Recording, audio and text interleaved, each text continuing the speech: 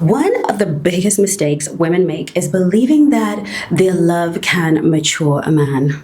It can't. Your patience won't mature him. Your explanations won't do it. Your tears won't grow him up.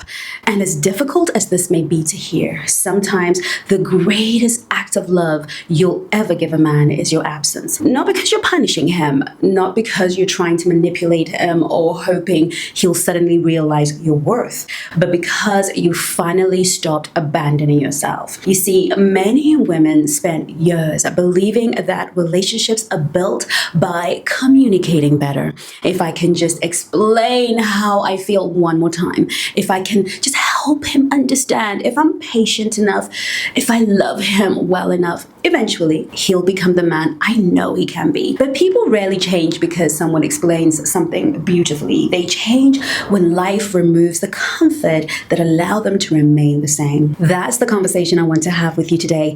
Because what if the greatest influence you could ever have on another person wasn't found in what you said, but in what you stopped tolerating? What if the most powerful woman in the room isn't the one who always knows what to say, but the one who never has to convince someone of her worth?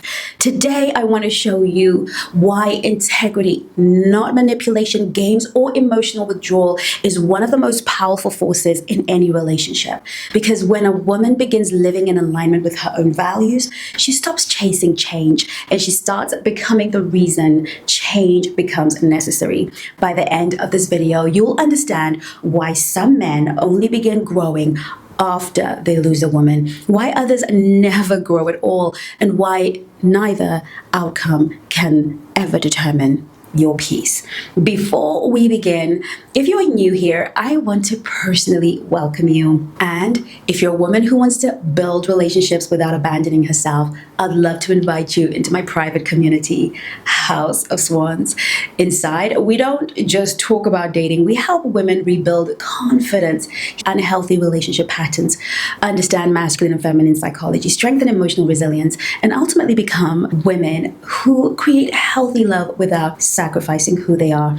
If that sounds like the next step in your journey, you'll find the link in the description below.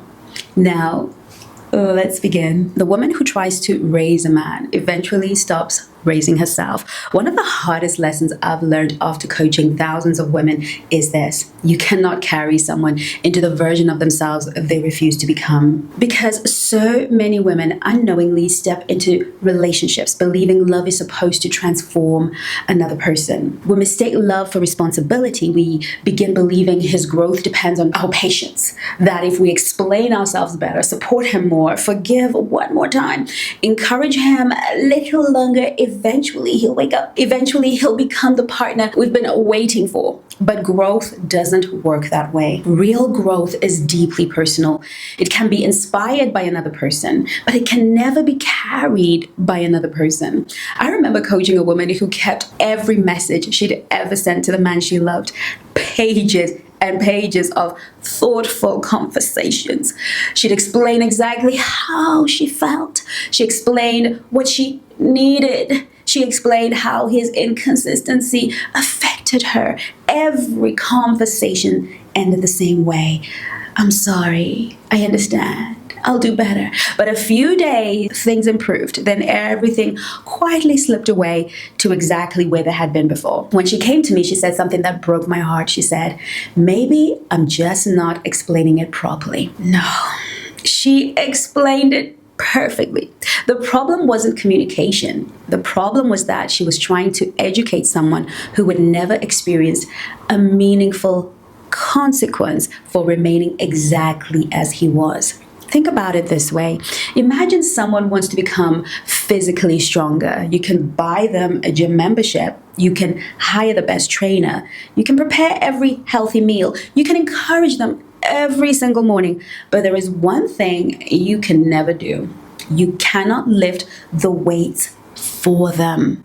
Character develops exactly the same way. No one else can do your emotional lifting. No one can build your discipline. No one can create your integrity. Growth only happens when the individual chooses to carry the weight themselves. And that's where so many women unintentionally exhaust themselves. Instead of asking, is he growing? They begin asking, how can I help him grow? One question protects your peace. The other quietly makes you responsible for another adult's character. And that is a burden you were never meant to carry. You see, healthy relationships are built by two people who are each committed to their own development, not one person constantly pulling while the other remains comfortably still. Here's the lesson. The moment you become more committed to someone's growth than they are, you stop protecting your own. And that's where integrity begins to disappear. You cannot become someone else's decision. I once worked with a woman who'd been in a relationship for nearly 7 years. She organized every holiday. She initiated every difficult conversation. She reminded him about birthdays, encouraged his career, researched therapists, bought relationship books, planned conversations about getting engaged. Listening to her, one thing became painfully clear. She wasn't carrying her part of the relationship. She was carrying his too. So I asked her one question.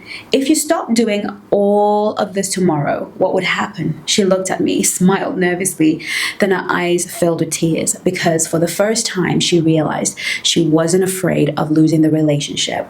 She was afraid of discovering whether there really was one. Imagine pushing a broken down car uphill. As long as you're pushing, the car keeps moving, but the moment you stop, you discover whether the engine was ever working in the first place.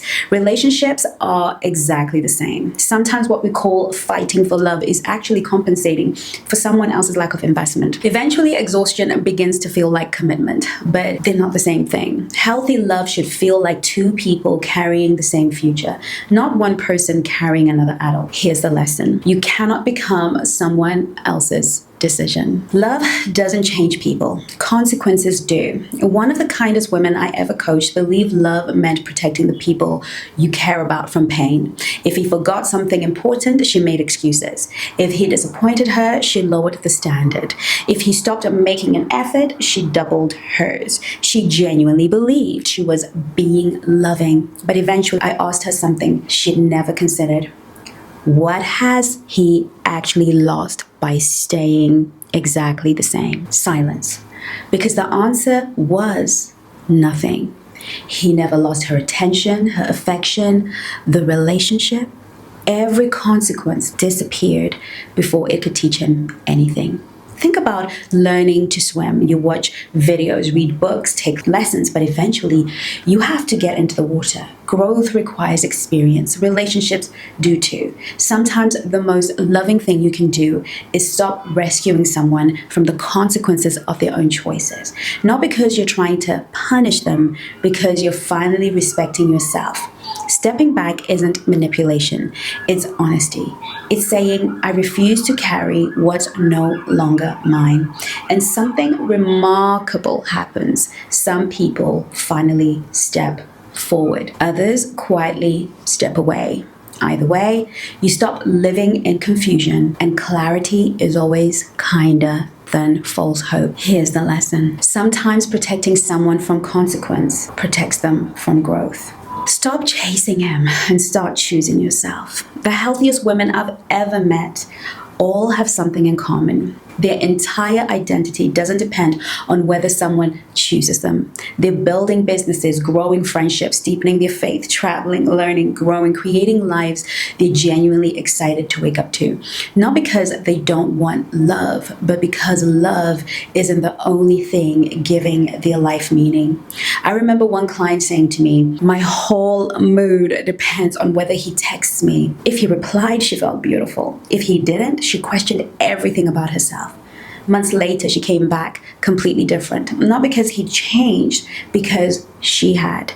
She started living again. She started reconnecting with friends. She pursued dreams she had postponed for years. And she said something I'll never forget. For the first time, I don't need someone else's attention to feel valuable. And that's what healing looks like. Imagine a lighthouse. It never chases ships. It doesn't flash brighter because one vessel sails past. It simply stands where it was built, steady, certain. The ships meant for its harbor eventually find it. The ones that don't keep sailing. The lighthouse never questions its worth. Neither should you, because the goal was never to become irresistible.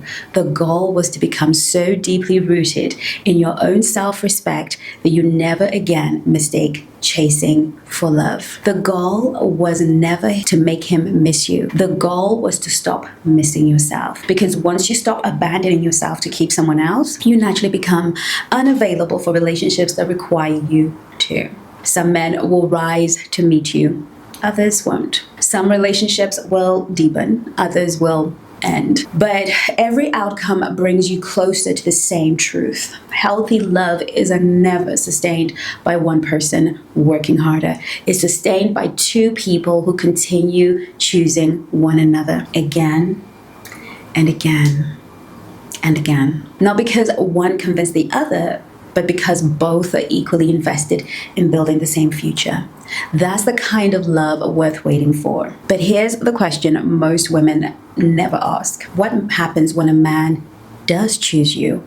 He pursues you, he commits, he tells you he wants a future with you, and then, months later, he slowly begins pulling away. Most women assume that's when the relationship starts to fall apart. I don't think it is. I think it started much earlier, and the signs are so subtle that most couples completely miss it. In the next video, I'm going to show you exactly what those signs are and how healthy women protect connection without chasing, controlling, or losing themselves. Because until you understand that, today's conversation is not complete. I'll see you on my next video. In the meantime, do take care of you.